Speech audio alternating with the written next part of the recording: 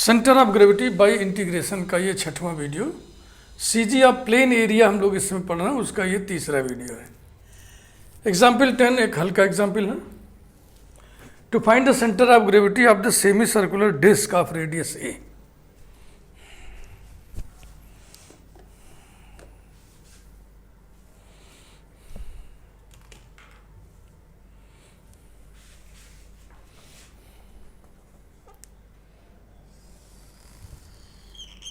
ऐसा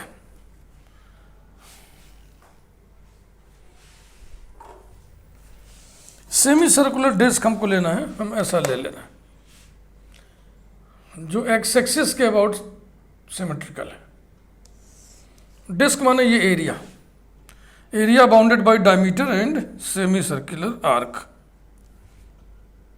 तो आर्क वाले में भी ये क्वेश्चन बन सकता था, find centre of gravity of semi circular arc. तो एक क्वेश्चन हम लोगों ने किया था, centre of gravity of the arc subtending to alpha, subtending and angle 2 alpha at the centre. उसी में अल्फा की जगह क्या रख दें हम लोग भाई, अल्फा इधर था, अल्फा इधर था, 2 अल्फा। अब 2 अल्फा मिलके हो गया 180 और अल्फा हो गया π/2। ये पाई है, π/2 हो जाएगा। तो उसी रिजल्ट में अल्फा की जगह π/2 रख दोगे तो हो गया।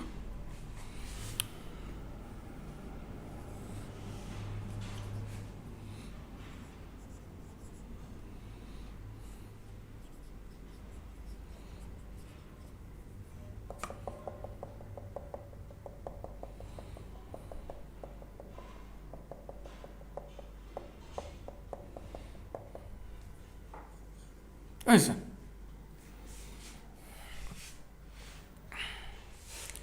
अब देखो, एक बात ये भी उठती है ना, सेमी सर्कुलर।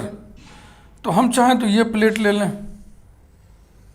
हम चाहें तो ये प्लेट ले लें, हम चाहें तो ये सेमी सर्कुलर प्लेट ले लें, और हम चाहें तो ये ले लें, और या हम चाहें तो फिर ऐसे भी तो बना सकते हैं सेमी, ये हम चाहे तो ऐसे ले लें। समझ रहे हैं ना, बहुत सारे बनेंगे, बहुत सारी संभावनाएं दिख रही हैं। लेकिन इस लैंग्वेज में जो काम करना है आपको, जो काम चलन में है वो यही है। इसमें अपना दिमाग नहीं लगाइएगा, क्योंकि इसका जो रिजल्ट आएगा वो स्टैंडर्ड रिजल्ट की तरह यूज किया जाता है। Start.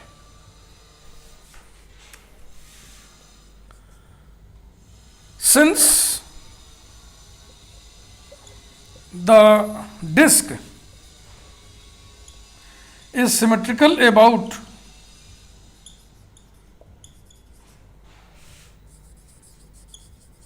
x-axis, therefore y bar equal to 0, क्योंकि centre of gravity line of symmetry पर स्थित होती है। Here x axis is the line of symmetry. अगर उस पर सी जी लाई करती है तो उसका वाई कोऑर्डिनेट 0 होगा। नाउ अब आप स्ट्रिप लीजिए,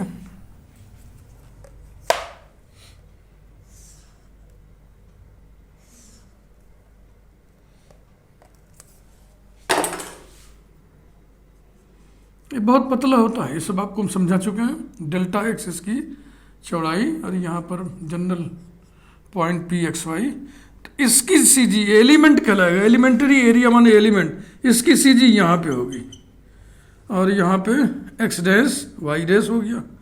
तो एक्स डैश बराबर कितना हुआ एक्स, और वाई डैश 0, इसलिए वाई बार 0। और X dash equal to X, y dash equal to 0, and delta s area of the element। ये लंबाई कुल कितनी हो जाएगी, y इधर 2y into delta X, 2y delta X. Therefore x bar केवल निकालना है, x bar equal to integral x dash delta s, याद है ना formula, division integral delta S. अब अंदर डेल्टा नहीं लिखा जाएगा, डी लिखा जाएगा, D S. This is equal to integral X dash की जगह एक्स लिख दिया, डी एस की जगह 2y dx लिख दिया। Division integral 2y dx। अब इसकी लिमिट, x की लिमिट माने y एक्सिस के पैरेलल दो बाउंड्रीज के इक्वेशन। तो एक बाउंड्री तो ये खुद ही है, इसका इक्वेशन x इक्वल टू 0 होगा, और एक बाउंड्री ये है, इसका equation x equal to radius a। तो लिमिट होगा 0 to a। 2 से 2 कैंसिल हो गया, y की वैल्यू आप इक्वेशन से लाएंगे, equal to integral 0 to a x under root a square minus X square dx division integral 0 to a under root a square minus X square dx। इस तरह का इंटीग्रल आप देख चुके हैं, उससे आप निपट चुके हैं। इसको अलग अलग ही करेंगे हम,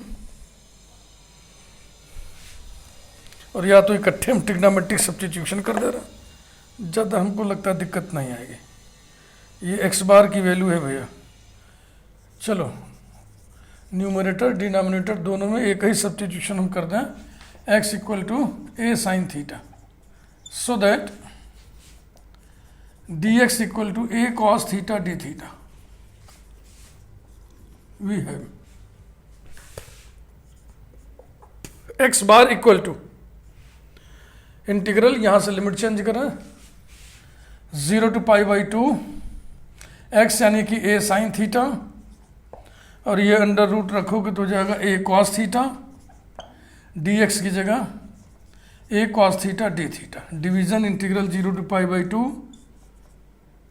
a cos theta into a cos theta d theta, a into a, ये कैंसिल हो गया, ये a बचेगा, a integral 0 to π/2 cos square theta sine theta d theta, division integral 0 to π/2 cos square theta d theta. मन करे तो यहाँ cos theta बराबर t पुट करके आगे बढ़ लो, मन करे cos स्क्वायर को 1 माइनस साइन स्क्वायर लिख के वालिस फार्मूला लगा दो, मन करे सीधा mn फार्मूला लगा दो, जो आपका मन करे, जैसी आपकी इच्छा हो।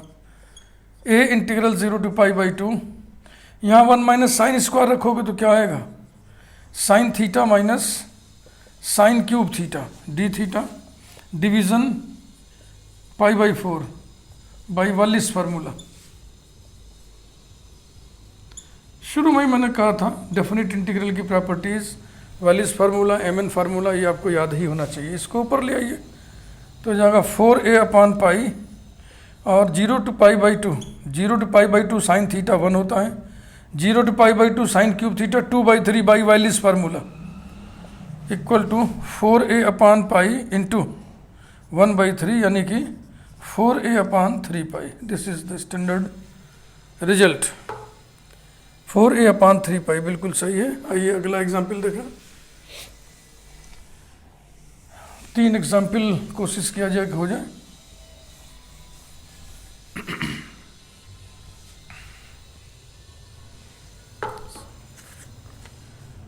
एग्जाम्पल नंबर 11,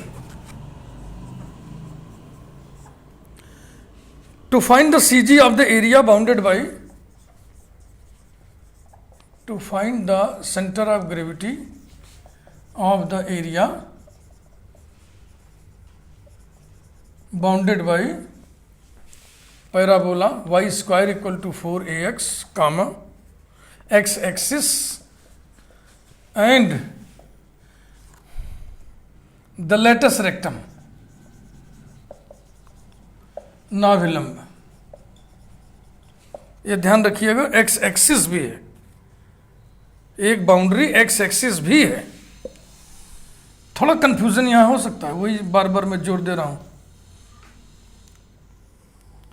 ये पैराबोला हो गया और ये फोकस है, तो यहां से लेटस रेक्टम जाएगा। तो अब आप कहोगे कि ये एरिया है सर, इसी की सीजी निकालनी है, तो हम आपसे पूछेंगे कि ये एरिया कौन कौन बाउंड कर रहा है। भाई इसको बाउंड करने में तो कर्व और लेटस रेक्टम है, एक्स एक्सिस की कोई भूमिका ही नहीं है। यदि एक्स एक्सिस भी आप लेना चाहते हैं, या तो लोअर पोर्शन लीजिए या तो अपर पोर्शन लीजिए, तो हम अपर वाला ले रहे हैं। हाँ। अब इसकी बाउंड्री कौन कौन है, कर्व है Y square equal to 4ax, X axis है कि नहीं बोलो। एक बाउंड्री ये है और एक बाउंड्री ये है, लेटस रेक्टम, ये फोकस है। इसके कोऑर्डिनेट्स होंगे a0, तो इसका इक्वेशन हो गया x equal to a, Y axis का इक्वेशन x इक्वल टू 0। तो इसमें कोई सिमेट्री नहीं है, इसमें x बार y बार दोनों आपको निकालना पड़ेगा। ठीक, ये centre of gravity of the element हो गया। और ये कितना है, लिखते हैं इसको हम लोग x डैश y डैश, ये जनरल पॉइंट एक्स वाई और ये चौड़ाई डेल्टा एक्स। बस फटाफट फटाफट करिए। चलो पहले हम एक्स बार निकालें। X bar equal to integral X dash की जगह एक्स, और इसका एरिया कितना होगा y इंटू डेल्टा एक्स, तो यहाँ पे हम लिखेंगे y d x, division integral y d x, x varies from 0 to a equal to integral 0 to a x into y की value 2 root a root x d x, division integral 0 to a y यानी कि 2 root a root x d x. तो 2 root ए cancel हो गया ना, 2 root ए ऊपर नीचे constant ही cancel करिएगा, झटके में वेरिएबल ना रगड़ दीजिएगा। Equal to integral 0 to a x to the power कितना हो गया 3/2 d x, division integral 0 to a x to the power 1/2 d x. Integrate करिए फटाफट, इक्वल्स टू इंटीग्रेट करिए तो यहाँ 5/2 यानी कि 2/5, और 5/2 पे लिमिट लेंगे तो आ जाएगा a to the power 5/2, division 3/2 यानी 2/3 a टू दी पावर 3/2। तो ये 2 कैंसिल हो जाएगा, ये 3 ऊपर आएगा, तो ये हो गया 3/5, और ये 5/2 माइनस 3/2 2/2 यानी कि 1 power 3a/5। X bar equal to 3a/5, बिल्कुल ठीक। अब चलो वाई बार निकालते हैं, मिटा देते हैं ना, मिटाना पड़ेगा ही।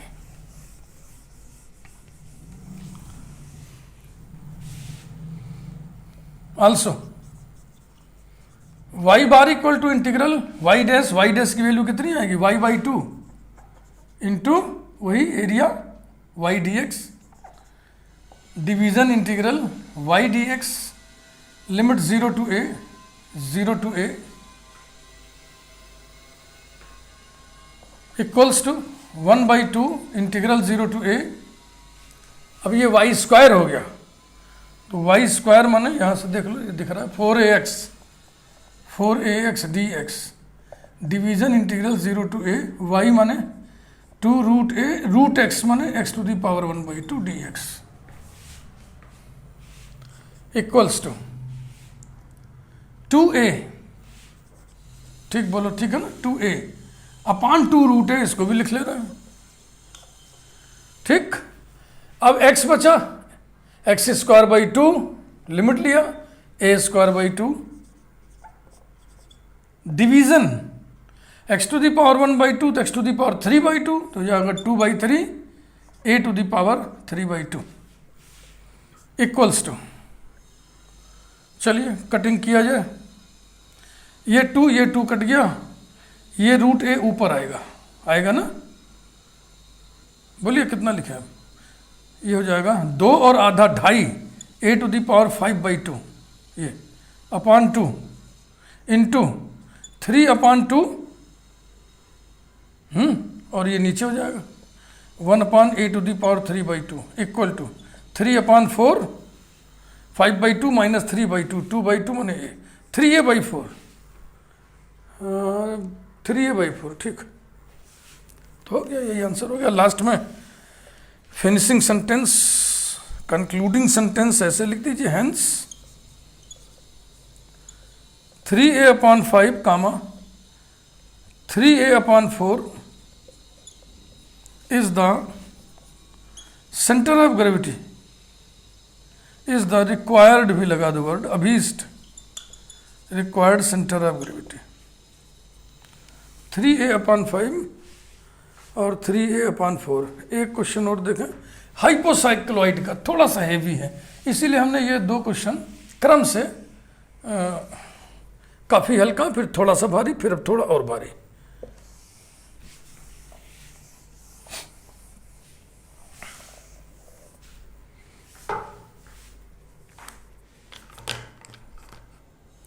Example 12,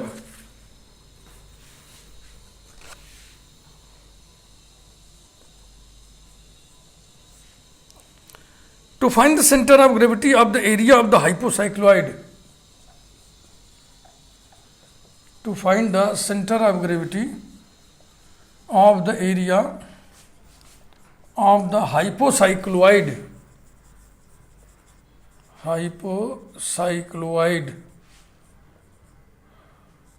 x upon a whole to the power 2 by 3 plus y upon b whole to the power 2 by 3 is equal to 1, comma, lying in positive quadrant, lying in positive quadrant. अब हाइपोसाइक्लोइड एक स्टैंडर्ड कर्व है, इसका equation लिखा ही है, लेकिन आपको मालूम होना चाहिए कि ये कैसा कर्व है, इसका शेप कैसा बनता है। इसमें 4 कस्प होते हैं, 4 वर्टिसेस होती हैं, और इसकी जो सिमेट्री है वो अपोजिट क्वाड्रेंट की सिमेट्री होती है। X X axis about symmetry है, Y axis axis about symmetry है, ठीक, और पेयर सिमेट्री भी है, यानी एक्स अपान ए वाई अपान बी के बीच में सिमेट्री है। एक्स अपान ए की जगह वाई अपान बी, वाई अपान बी की जगह एक्स अपान ए आपस में बदल दो, इसके ऊपर कोई असर नहीं पड़ेगा। तो ये pair symmetry centre of gravity पढ़ते समय बड़े काम की चीज़ है, समझ रहे हैं ना। हाँ, एक्स बार अपान ए ये बराबर होगा वाई बार अपान बी। तो अगर एक्स बार हमने निकाल लिया तो वाई बार निकालने की जरूरत नहीं है, इसको कहते हैं स्किल, और ये जरूर लगाना चाहिए। फिलहाल इसका हम शेप बनाएं, ऐसे फ्री हैंड फिगर बना रहे हैं, थोड़ा कम अच्छा बनेगा। एक्स एक्सिस पर बराबर बराबर दोनों तरफ कट लीजिए, और ये जितना लेंथ है अब इस पर थोड़ा सा कम लीजिए, चाहे उसको ज़्यादा लीजिए, इसको कम लीजिए। ए और बी में कौन बड़ा है कौन छोटा है कुछ लिखा तो है नहीं, तो हम थोड़ा कम ले रहे हैं। ये अब वही एस्ट्रॉइड की तरह इसका शेप बनता है। अगर इसमें हम b इक्वल टू ए रख दें तो ये एस्ट्रॉइड बन जाएगा। एस्ट्रॉइड बहुत ही मशहूर कर्व है, सारी सिमेट्री रखने वाला कर्व, इकलौता कर्व। तो कह रहा है area of hypocycloid lying in positive quadrant, जो पॉजिटिव क्वाड्रेंट में पड़े तो वो यही है। ये इस एरिया के लिए x की लिमिट माने y एक्सिस के पैरेलल बाउंड्रीज के इक्वेशंस। तो एक बाउंड्री तो y एक्सिस खुद ही है, x इक्वल टू 0, और एक बाउंड्री ये लाइन है। इसके लिए पॉइंट पता करना पड़ेगा, इस पॉइंट का x कोऑर्डिनेट पता करना पड़ेगा। तो पता करिए कर्व ने x एक्सिस को कहाँ पे काटा, जहाँ पे y बराबर 0 होगा तो y बराबर 0 रख दीजिए। तो x to the power 2 by 3 equal to a to the power 2 by 3, x equal to a। तो ये लाइन हो गया x इक्वल टू a, बस हमारा काम खत्म। अब इसमें वही साधारण सा फार्मूला लगेगा, कहीं कोई व्यवधान है नहीं, कोई सिमेट्री नहीं है, तो इसलिए इसको दोनों निकालना पड़ेगा, x बार y बार। x बार निकालने के बाद y बार निकालने के लिए हम पेयर सिमेट्री की दुहाई देंगे। तो बहुत कुछ न लिख के बस इतना लिख के हटाइए, छोड़िए। चलो हम x बार निकालें। x bar equal to integral x into y d x division integral y d x limit 0 to a। अब यही y की वैल्यू यहाँ से निकालने में थोड़ा सा करना पड़ेगा, हम मौखिक कर लेंगे, लेकिन आपको दिखाने के लिए y upon b whole to the power 2 by 3 बराबर कितना होगा 1 minus x upon a whole to the power 2 by 3 equal to a to the power 2 by 3 minus x to the power 2 by 3 upon a to the power 2 by 3। ठीक, अब 3 by 2 power उधर ले जाइए तो y upon B आ जाएगा, b को भी उधर ले जाइए तो y बराबर हो जाएगा b by a to the power 2 by 3 minus x to the power 2 by 3 whole to the power 3 by 2, यही रख दो, equal to integral 0 to a x y की value b by a to the power 2 by 3 minus x to the power 2 by 3 whole to the power 3 by 2 d x division integral 0 to a y यानी कि b upon a to the power 2 by 3 minus x to the power 2 by 3 whole to the power 3 by 2 d x, ये आ गया भैया। तो constant b upon a cancel हो गया। इसके बाद हम न्यूमरेटर में डिनोमिनेटर में एक साथ एक ही सब्स्टिट्यूशन लेके चलेंगे, एक ही जैसे लक्षण सब्स्टिट्यूशन के हैं दोनों में। ध्यान से आप देखिए सब्स्टिट्यूशन का मकसद क्या होता है। ट्रिग्नोमेट्रिक सब्स्टिट्यूशन या कोई भी सब्स्टिट्यूशन है उसका मकसद क्या है, मकसद यही होता है कि इन दो टर्म्स को मिक्स कर दें ऐसे कि ये सिंगल टर्म में कन्वर्ट हो जाए। तो x equal to a sine cube theta या x equal to a cos cube theta, दोनों रखने से काम हो जाएगा. So putting x equal to a cos cube t, so that dx equal to 3a cos square t into sine t with negative, minus यहां कर दिए dt, we get. आप चाहो तो a साइन क्यूब टी भी कर लो. हाँ, इस पर कोई दिमाग में टेंशन नहीं देने का है, उसमें माइनस वाइनस तो नहीं आएगा कम से कम. We get x bar equal to integral, यहां से लिमिट बदलिए. When x is 0 cos t is 0, t is pi by 2. When x is equal to a upon a 1 cos t 1, t equal to 0. ये b by a cancel हो चुका है. x माने a cos cube t into a to the power 2/3 minus x to the power 2/3 कितना होगा, a to the power 2/3, इस पर 2/3 power लगाओगे तो ये हो जाएगा cos square t whole to the power 3/2. फिर dx की value minus 3a into cos square t into sine t d t. यहाँ पर माइनस लिखने में प्रायः मैं काफ़ी जांचते समय ये दिक्कत देखता हूँ, लड़के ऐसे लिख देते हैं. तो बेटा ये तो घटाना हो जाएगा ना. यही मैं कहता हूँ ना, मैथमेटिक्स लिख लिख के ही पढ़ना चाहिए, तभी तुम ट्रेनिंग देंगे कि ऐसे नहीं, ऐसे लिखा करो.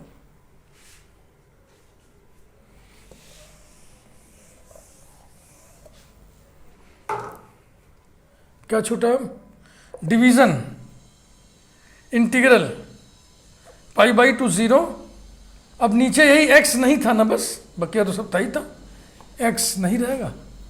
इसके बाद सब लिखिए a to the power 2/3 minus a to the power 2/3 cos square t whole to the power 3/2 into minus 3a cos square t sine t d t. ऐसा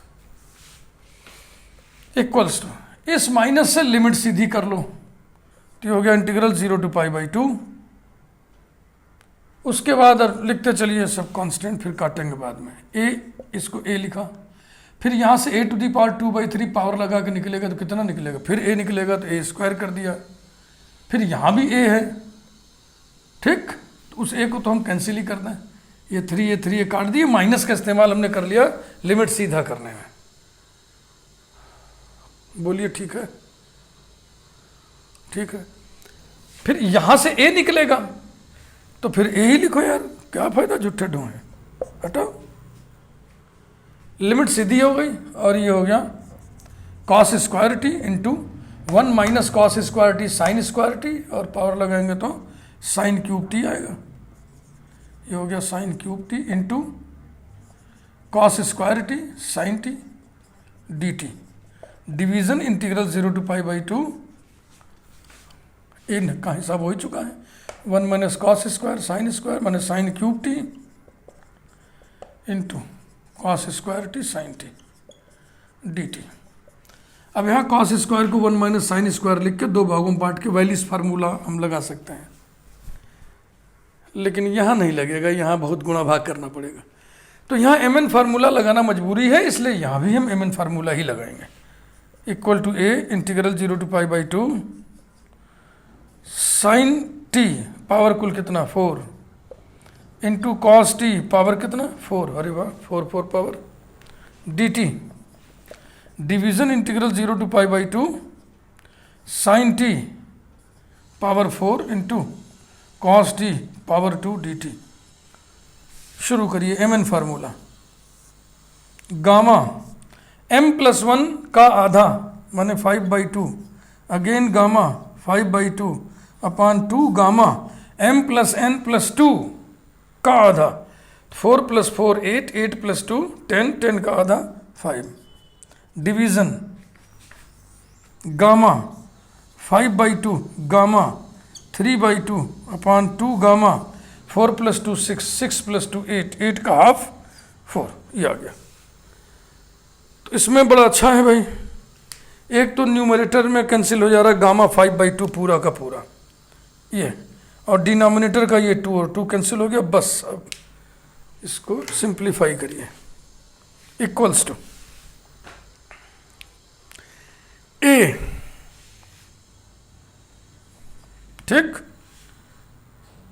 एक बार पूरा लिख लें फिर। गामा 5/2, हड़बड़ी मत करिए। ये हो गया अपान फैक्टोरियल 4 इंटू, इसको उल्टा कर दो, गामा 4 माने factorial 3 upon gamma 3/2।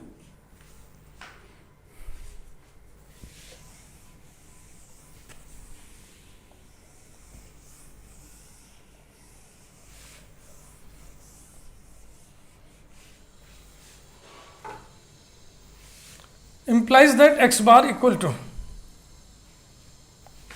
a into gamma 5/2 को हम लिख सकते हैं 3/2 गामा 3/2 अपॉन, इसे हम लिख सकते हैं 4 into factorial 3 into factorial 3 upon gamma 3/2।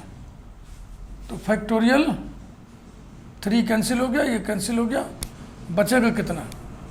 ये बचा 3a/2, 3a/2 इंटू ये 4 भी बचा नीचे ना, 1/4, यानी कि 3a/8, जो कि बिल्कुल ही गलत है। अब गलती कहाँ हो गई? अरे बाप रे बाप, ये जरा दूरी सी गलती नहीं, बहुत ज़्यादा गलती है।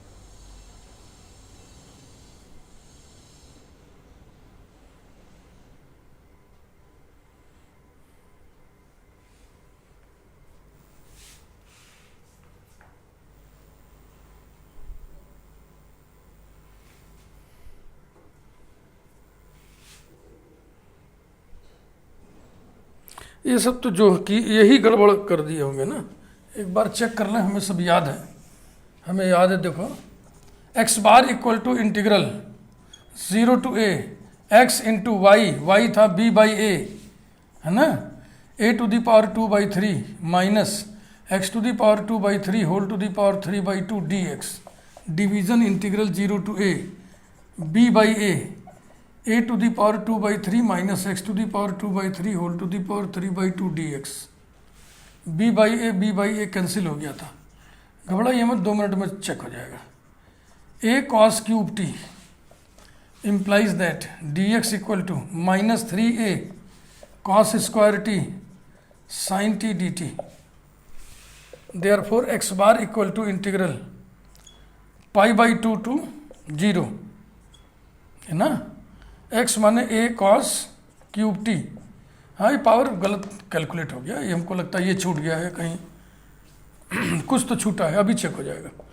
अब देखो इसको डायरेक्ट रख दो, a⁻²/3 a बन के बाहर निकलेगा, 1 minus cos square sine square पर 2 कटेगा ना, ठीक करो ना, तो साइन स्क्वायर पे साइन क्यूब, देखो ये हो जाएगा a⁻²/3 कॉमन, तो 1 माइनस इस पे 2/3 लगाओगे तो कॉस स्क्वायर कॉस क्यूब आएगा जी। ये देखो 6 पावर आ रहा है, और यहाँ पर हम कॉस t लिख दिए थे, बस वही गड़बड़ी पकड़ में आ गई, यानी ऊपर ही गड़बड़ी है, नीचे गड़बड़ी नहीं है। Into -3a cos square t into sine t dt, division integral π/2, चलो बहुत जल्दी पकड़ में आ गया। और इसमें बस यही टर्म नहीं रहेगा, ये रहेगा a cos cube t into -3a cos square t sin t dt, बस बस बस बस।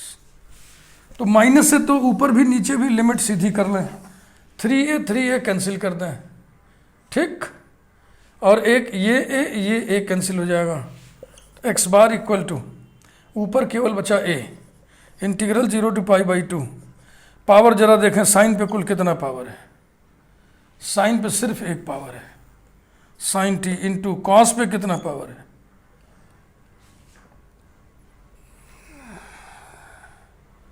ये गड़बड़ कर दिया हूँ। फिर देखो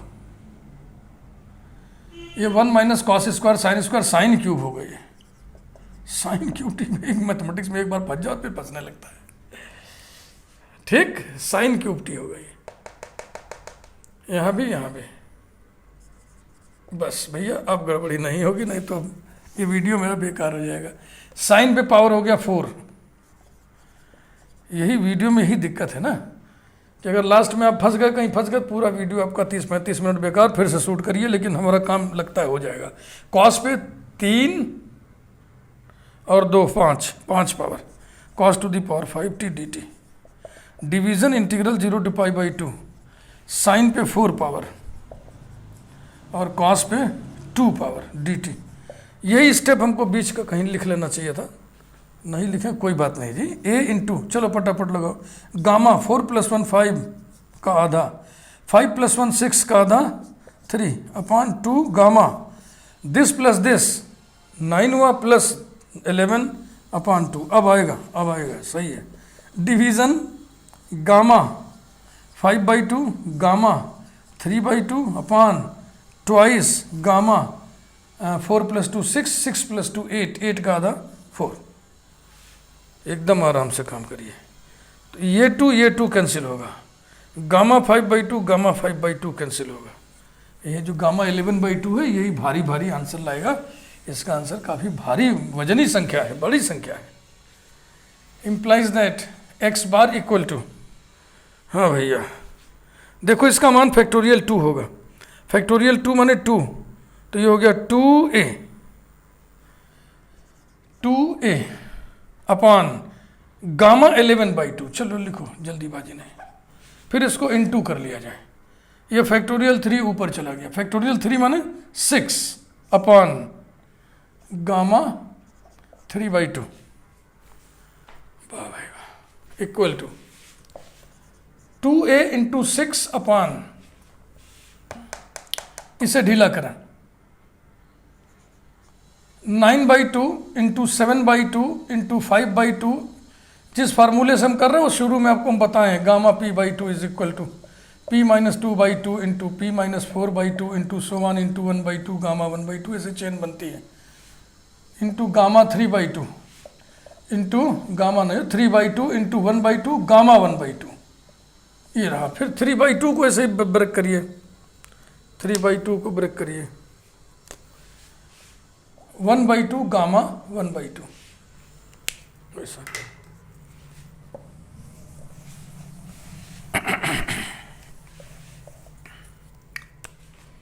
implies that x bar equal to, अब बोलिए भाई ये 3 काट देना, 3 दूनी 6, इतना तो कर ही ले बस। अब नहीं कटने वाला है, तो देखो गुणा करना है, 2 दूनी 4 दूनी 8 दूनी 16 दूनी 32 दूनी 64, ये ऊपर जाएगा। तो ऊपर हो जाएगा 4a इंटू 64 अपॉन नीचे 9 7 जा 63 इंटू और क्या बचा 5 इंटू 5, और ये रूट पाई मिलके हो गया पाई। और किसी को कटना है भाई?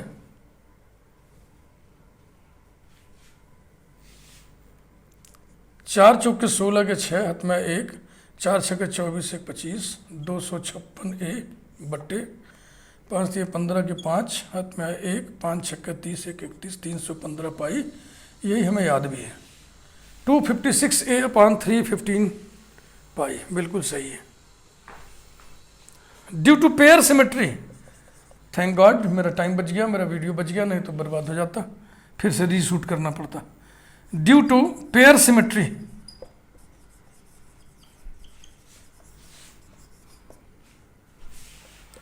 x bar upon a equals to y bar upon b equals to x bar upon a की वैल्यू देखो, x बार तो है ही है, a को यहाँ कर दो तो कितना हो जाएगा 256 अपॉन 315 पाई। ये इसका आंसर है भाई। x बार में a आ जाएगा, y बार में b आ जाएगा। वीडियो को लाइक करिए, थैंक यू। कार्टेशियन प्रॉब्लम्स हो रहे हैं, तो अभी पोलर का प्रॉब्लम और पैरामेट्रिक कर्व्स को इन्वॉल्व करने वाले प्रॉब्लम बाकी हैं। ये अगले वीडियो में हम लोग देखेंगे। Thank you.